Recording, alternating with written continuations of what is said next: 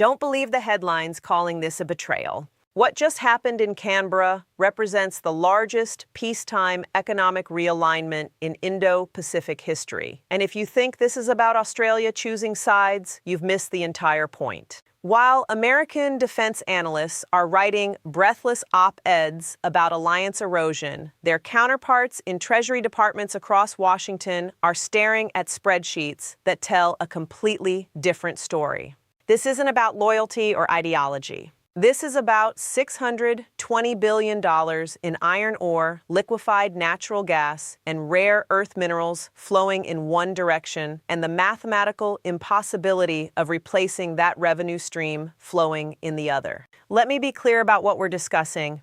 On February 14, 2026, the Australian government signed a comprehensive economic framework agreement with the People's Republic of China valued at $620 billion over 15 years.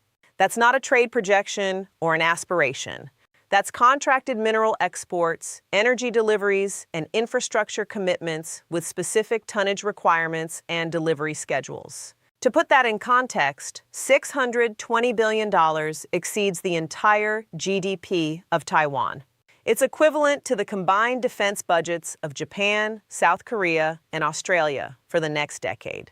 It represents 41% of Australia's annual economic output locked into Beijing-directed supply chains for the next 15 years.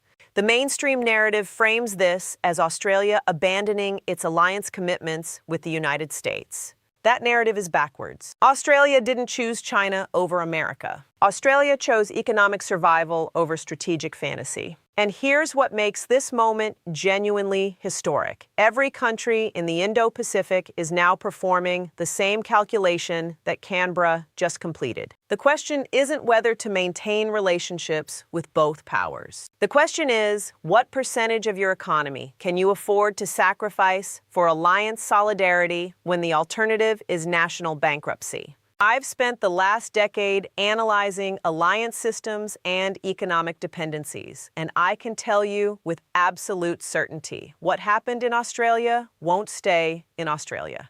This is the first domino in a cascade that will reshape the entire Indo-Pacific alliance architecture within 36 months. But to understand why this was inevitable, we need to follow the money, not the diplomatic statements or the security commitments. The actual dollars, the specific commodities, and the mathematical realities that no amount of strategic rhetoric can overcome. Let's start with the number that makes everything else inevitable: 883 million metric tons. That's how much iron ore Australia exported to China in 2025. At an average price of $117 per metric ton, that single commodity generated $103. $3 billion in revenue for Australian mining companies. But here's the part that defense analysts consistently ignore when they discuss alliance commitments. 87% of that iron ore has no alternative buyer at anywhere near that volume or price point. I want you to think about what that means. The entire Australian economy, from healthcare to education to defense spending, depends on tax revenue generated by commodity exports. Iron ore alone represents 23% of Australia's total export revenue, and 87% of that revenue comes from a single buyer, China. This isn't a diversified trade relationship where Australia has leverage through alternative markets. This is a structural dependency where Beijing holds mathematical veto power over Australian fiscal stability. According to the Australian Bureau of Statistics, the mining sector directly employs 243,000 Australians and indirectly supports 1 million additional jobs through supply chains and service industries. The average mining sector salary is $147,000 annually, nearly double the national average. These aren't abstract statistics. These are families, mortgages, retirement plans, and regional economies that exist entirely because China needs steel to build cities, and Australia has the highest grade iron ore deposits in the world located conveniently close to Chinese smelters. Now here's where the mathematics become inescapable. In 2024, the United States imported 2 1 million metric tons of iron ore total. That's zero. 24% of what China purchases from Australia annually. Europe imported 84 million metric tons, mostly from Brazil and Canada. India, frequently cited as an alternative market, actually competes with Australia as an iron ore exporter. There is no combination of alternative buyers that can replace Chinese demand at even 30% of current volumes. The Peterson Institute for International Economics published a comprehensive analysis in November 2025 examining what would happen if China reduced Australian iron ore imports by just 40%. The model showed Australian GDP contracting by 8% within 18 months, unemployment rising to 2%, and federal budget deficits expanding to 1% of GDP, and that's with a 40% reduction. Complete cessation would trigger economic crisis comparable to the 2008 global financial collapse, except isolated to a single country with no mechanism for international bailout at the scale required. Chinese strategists understood this dependency for over a decade. Australian governments understood it too. But as long as China needed Australian iron ore more than Australia needed Chinese money, the relationship remained somewhat balanced. What changed in late 2025 wasn't China's need for iron ore. What changed was China's willingness to explicitly weaponize that dependency by offering an alternative. Either lock in guaranteed purchases at premium prices through long-term contracts, or watch as Chinese state-owned enterprises systematically develop iron ore projects in Guinea, Brazil, and West Africa, while Australian mines face declining purchase orders and collapsing prices. That's the choice that was actually on the table in Canberra. Not democracy versus authoritarianism. Not values-based foreign policy versus amoral realism. The choice was guaranteed economic stability worth $620 billion versus alliance solidarity worth precisely $0 in budget terms when unemployment hits double digits and mining towns become ghost communities. But iron ore is only the first layer of this dependency. The second layer involves something more strategically critical and more immediately devastating if disrupted: liquefied natural gas. Australia is the world's largest LNG exporter, shipping 2 million metric tons in 2025. China purchased 33. 4 million metric tons of that total worth $8 billion at average 2025 prices. Here's what makes LNG different from iron ore in terms of strategic vulnerability. LNG export facilities represent sunk infrastructure costs of $15 to $25 billion per facility. Australia has 7 major LNG export terminals, collectively representing over $140 billion in infrastructure investment.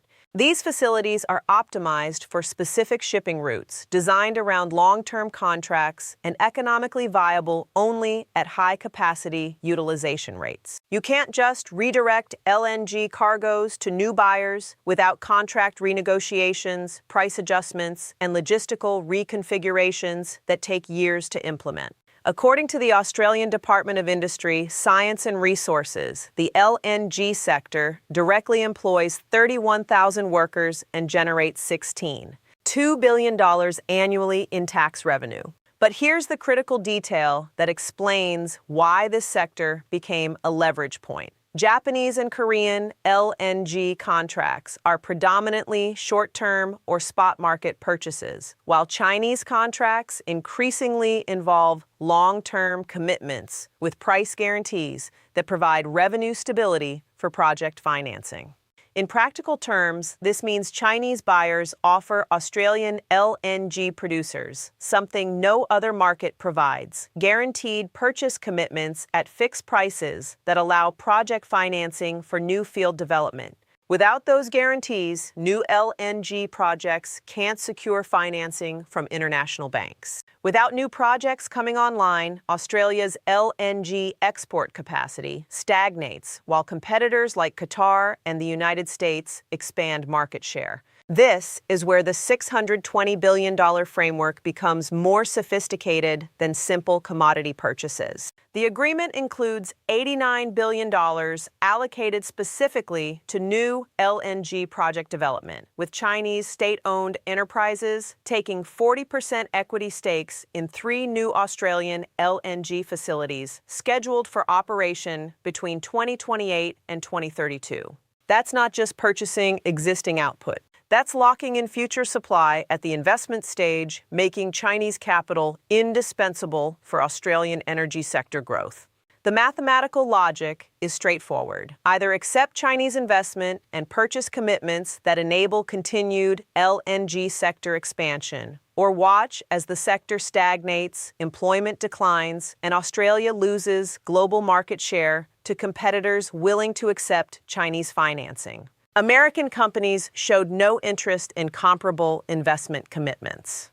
Neither did European energy firms or Japanese conglomerates.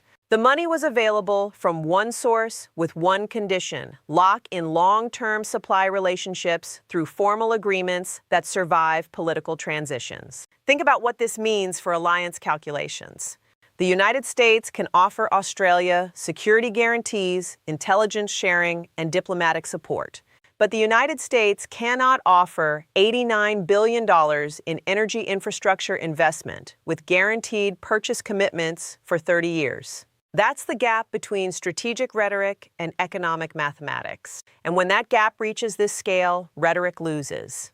The third layer of this dependency involves minerals most people have never heard of, but which are absolutely critical for everything from smartphones to fighter jets: rare earth elements. This is where the Australia-China economic relationship transitions from important to existential for both American and Chinese strategic planning. Australia possesses the world's 6th largest rare earth reserves, with commercially viable deposits at Mount Weld in Western Australia, Browns Range in the Northern Territory, and Nolans in the Red Centre. Current production is approximately 21,000 metric tons annually. That's significant, but here's what makes this strategically critical. China produces 168,000 metric tons annually and controls 87% of global rare earth refining capacity. Raw rare earth ore has minimal strategic value. The strategic value emerges after refining and separation, processes that involve complex chemical treatments, environmental hazards, and industrial expertise concentrated overwhelmingly in Chinese facilities. Australia can mine rare earths, but Australia has exactly one operational rare earth refining facility with capacity to process 12% of domestic production. The remaining 88% gets shipped to China for processing. The framework agreement addresses this gap through a provision that defense analysts either missed or deliberately ignored. $43 billion allocated to joint development of rare earth refining facilities on Australian territory, with Chinese companies providing technical expertise and processing technology in exchange for long-term supply agreements for refined rare earth products. Read that again carefully. Australia isn't just selling rare earth ore to China. Australia is accepting Chinese investment and technical expertise to build domestic refining capacity that American companies and European firms haven't offered to develop, despite decades of strategic concern about Chinese rare earth dominance. The result is that by 2033, Australia will have rare earth refining capacity roughly equivalent to current U.S. and European capacity combined. And 60% of that output is contractually committed to Chinese purchasers through the framework agreement. This is sophisticated industrial strategy disguised as trade negotiation. China isn't just buying Australian rare earths. China is ensuring that even if Australia develops domestic refining capacity to reduce dependence, that capacity gets built using Chinese technology and remains integrated into Chinese-dominated supply chains through long-term contracts. It's a strategic lock-in mechanism that persists even if future Australian governments attempt to decouple from Chinese economic relationships. The Pentagon published a classified assessment in January 2026, portions of which leaked to Defense News, warning that the Australia-China rare earth provisions effectively foreclose American options for securing rare earth supply chain independence through Australian partnerships. According to the leaked sections, the assessment concluded that Australia's rare earth production would remain structurally unavailable for U.S. defense requirements at any price point below Chinese offers for at least 15 years, regardless of security alliance commitments. Let that sink in. The U.S. Department of Defense is acknowledging that its closest Indo-Pacific ally just made its rare earth resources structurally unavailable to American defense procurement at competitive prices. This isn't about Australia choosing sides in some abstract geopolitical competition. This is about Australia choosing guaranteed revenue over uncertain security promises when the gap between those options reaches tens of billions of dollars annually. The American response to this agreement tells you everything about why Australia made this decision. Secretary of State Marco Rubio issued a statement describing the framework as economically coercive and strategically short-sighted. The Treasury Department announced a review of Australian access to the Committee on Foreign Investment in the United States.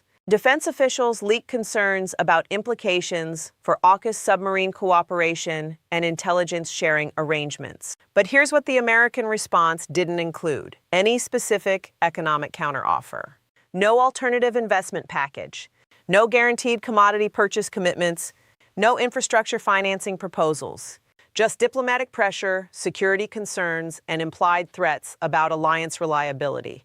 According to estimates from the Australian Strategic Policy Institute, matching the economic value of the China framework would require the United States to commit approximately $380 billion over the same 15-year timeframe. That includes commodity purchase guarantees, infrastructure investment, and rare earth refining facility development. The entire AUKUS submarine deal is valued at $368 billion over 30 years. But that's defense spending, where Australia is the purchaser, not economic investment, where Australia receives revenue. The mathematical reality is straightforward. The United States expects Australia to sacrifice hundreds of billions in economic activity for alliance solidarity, while offering no economic compensation for that sacrifice. This worked when the threat environment made alliance protection worth the economic cost. But in 2026, Australia faces no imminent military threat that requires American security guarantees at any price, while facing very real economic threats if Chinese commodity purchases decline. I talked to Australian policy analysts who described the internal government debate before this decision. The question wasn't whether to maintain the U.S. alliance. The question was whether the United States would tolerate an ally maintaining robust economic relationships with China while preserving security cooperation with Washington. And based on American diplomatic pressure over the past 3 years, demanding countries choose sides rather than accepting dual relationships, the Australian government concluded the answer was no. So Australia made a choice, not between allies, but between economic survival and alliance purity. And here's what American strategists are slowly realizing: Australia made the rational choice. Every other Indo-Pacific nation is watching this play out and performing the same calculation. If the United States punishes Australia for this decision through reduced security cooperation or economic retaliation, it validates the Australian assessment that maintaining both relationships is impossible. If the United States accepts it and continues normal alliance cooperation, it demonstrates that economic integration with China is compatible with security relationships with America. Either way, China wins. What happens in Australia doesn't stay in Australia. The framework agreement establishes a precedent that makes similar arrangements more politically acceptable and economically attractive for every other U.S. ally in the Indo-Pacific. Let's examine the dominoes that are already starting to fall. South Korea exports $138 billion annually to China, representing 3% of total Korean exports. Samsung, Hyundai, and SK Group collectively derive 34% of revenue from Chinese markets. South Korean economic planners are watching Australia's experience very carefully because South Korea faces identical pressure to choose between American security guarantees and Chinese economic integration. According to a Korea Development Institute study published in March 2026, South Korea could absorb a complete severance of Chinese economic relationships only if the United States guaranteed to replace $89 billion in annual Chinese purchases through American and allied market access. No such guarantee exists or is even under discussion. The result is that South Korean businesses are quietly negotiating their own framework agreements with Chinese counterparts, establishing contractual relationships that will persist regardless of security alliance configurations. Thailand presents an even clearer case. China is Thailand's largest trading partner at $89.7 billion annually, while the United States ranks fourth at $34.2 billion. Thailand hosts American military cooperation activities, but has steadily deepened economic integration with China through Belt and Road Initiative projects totaling $67 billion in Chinese infrastructure investment. The Australian Framework Agreement gives Thai policymakers political cover to formalize what already exists: structural economic dependence on China alongside nominal security cooperation with the United States.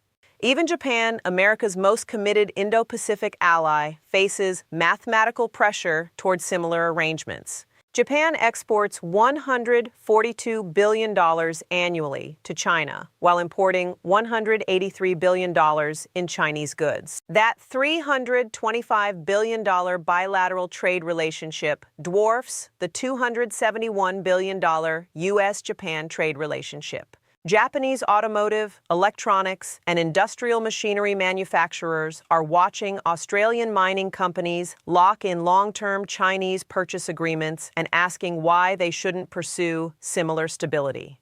The pattern is consistent across the entire region. American allies are economically integrated with China at scales that make decoupling economically catastrophic, while security relationships with the United States provide protection against threats that seem distant and abstract compared to the immediate economic consequences of reduced Chinese trade. This creates a cascading preference revelation where each country that formalizes economic relationships with China makes it easier for the next country to do the same. Australia was the first domino because Australian commodity dependence made the decision mathematically inescapable. But every other Indo-Pacific ally faces similar calculations, just with slightly different numbers and timelines. But this goes deeper than bilateral trade relationships or even alliance system erosion. What's happening in Australia is part of a larger pattern that threatens the structural foundation of American global power: dollar system dominance.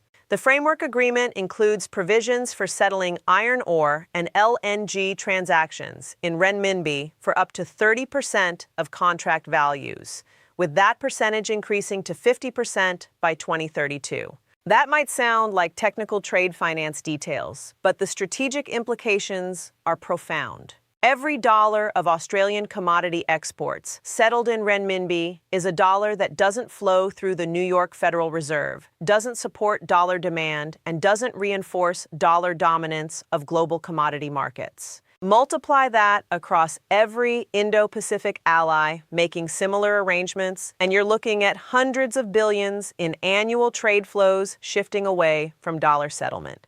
According to Bank for International Settlements data, renminbi settlement of international trade transactions increased from 3.7% in 2020 to 8.2% in 2025.